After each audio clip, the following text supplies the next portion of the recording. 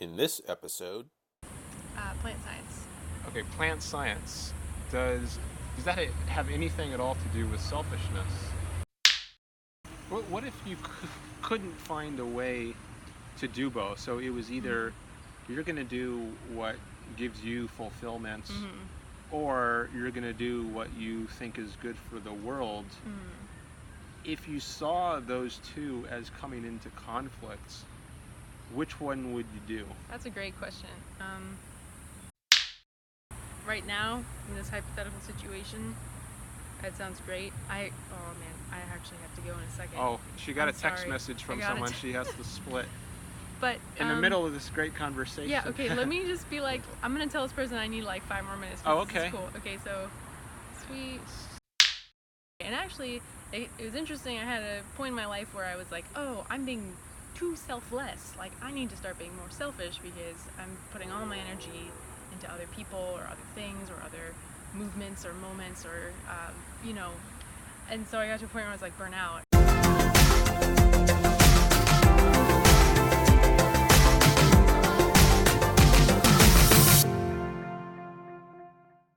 Welcome to another episode of the Selfishness Project, where we discuss selfishness. I am here today with Ellie. So Ellie, what do you do? Well, like for work or for fun or both? Let's say for work. Okay, for work, I'm a researcher and, so I'm working here at the university. Okay, and what do you work in? Plant science. Okay, plant science. Does that have anything at all to do with selfishness? Yeah, I mean, I would say so, just in the sense that I spent a decent amount of time doing other things that weren't really what I, like, my ideal or what I was, like, dreaming about doing. And so I think being here is kind of like a dream come true for me, so in that sense, it feels rather self-centered, but in a good way, not in a bad way. Okay, so you were doing some other things. Yes. But your dream was to study plant science. Specifically here, yeah. Okay, yeah, because Davis has a good program for that. Yes, it's phenomenal, yeah. Okay, well, congratulations Thank on you. making it to that stage. So, were you, and it was selfish of you to, in some sense, to... Yeah, well, I had to end a relationship that wasn't going well, and I had to, kind of leave a community behind that I really was very fond of, and it's hard to maintain friendships long distance, so, several of my friends have already visited me, which is great, and I think there'll be a handful of people who we, maintain that friendship for a long time. I'm gonna try to do that, but I had never moved away from home before, so this was a really big jump, and so I think, like, leaving behind a lot of people who had supported me over the years, it felt selfish being like, see ya, I'm gonna go do my own thing now, so yeah. So maybe But they were supportive of it. It wasn't. Yeah. Okay, yeah, it's a big jump. Yep. And I can see how, at least in some sense, that would be selfish. You're doing something that you think is going to be good for yourself. That's often, we often hear in our culture that it's bad to be selfish. Yeah. So does that cause you to have any mixed emotions about making this kind of jump? Yeah.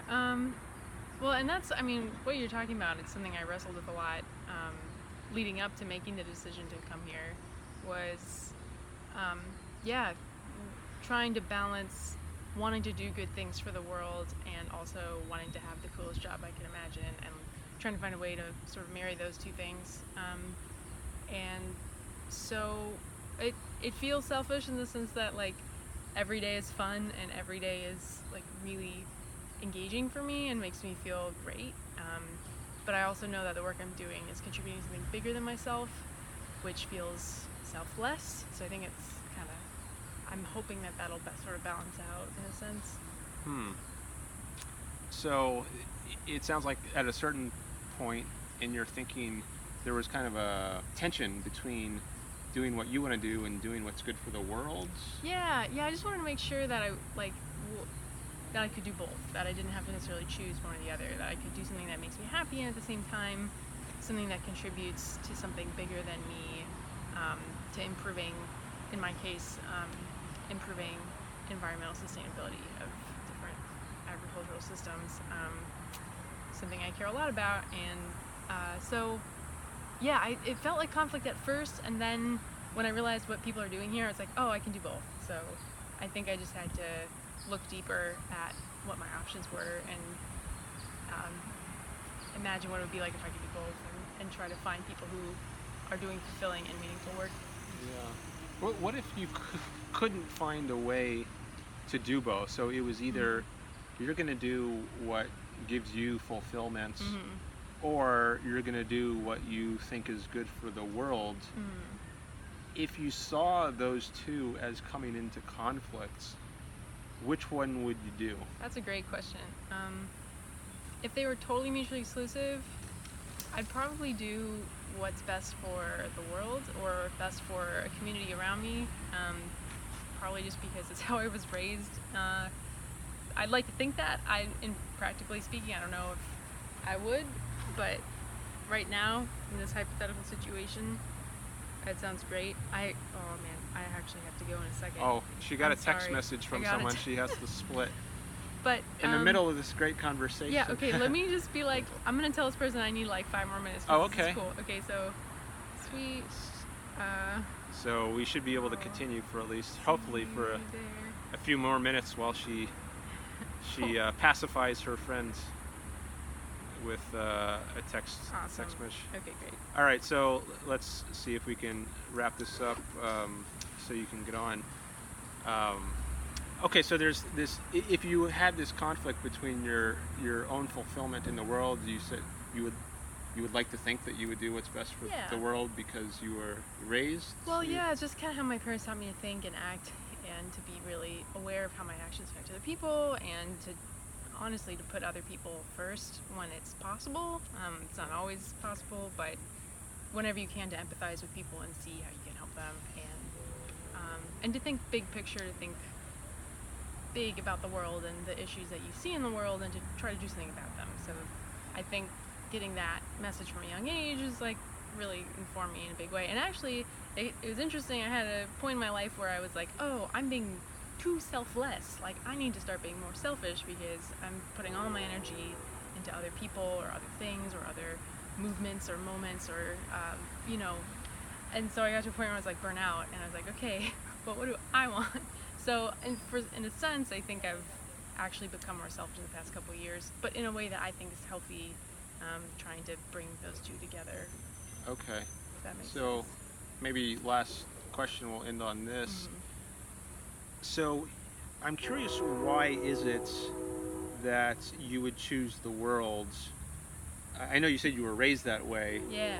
But, some people are raised in all kinds of ways. Some people are raised to be Catholics or Muslims or some other religion. And I guess observing that there are all these differences, you might question, was the way I was raised preferable to other ways? So even if you were raised to think that it was better to choose the world,